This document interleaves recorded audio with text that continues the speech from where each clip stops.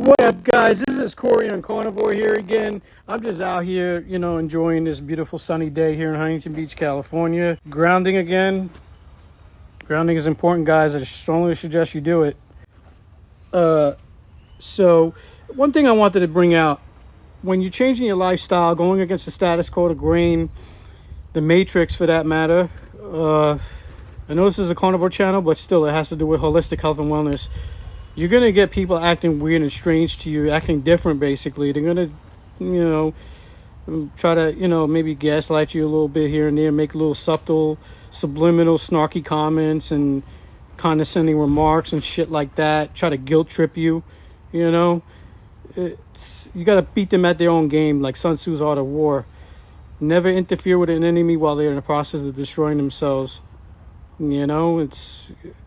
And also other Sun Tzu's other phrase, quote, you should never let them know what your next move is, but you live, you learn. Point being that I'm trying to make is people are going to act, do stupid shit. They're going to get jealous. They're going to get envious because they don't want to look inside them and their flaws and their, character defects and things like that and their insecurities. So they're going to try to retaliate against you, get other people to go against you.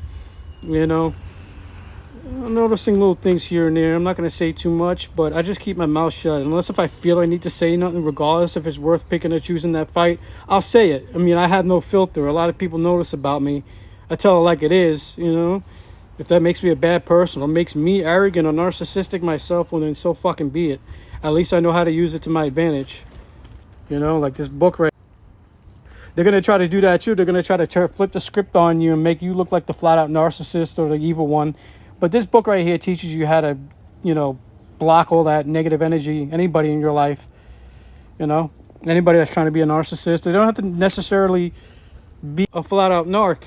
They could just, be jealous and envious of you and do stupid shit to try to gaslight you and guilt trip you, So that's just Motivation Monday, Manifestation Monday, word of the day. Relaxing, getting some sun and some shit at the same time. I figured I'd put this out there because I want to try to inspire people. And by the way, too, they could try to keep it under wraps, but they'll expose themselves eventually. What's in the dark must come to light at some point. Karma's a real bitch. People who are spiritual like myself, we learn how to use karma that we've, gotten back for our mistakes we made, things we've done that could be considered bad or vindictive.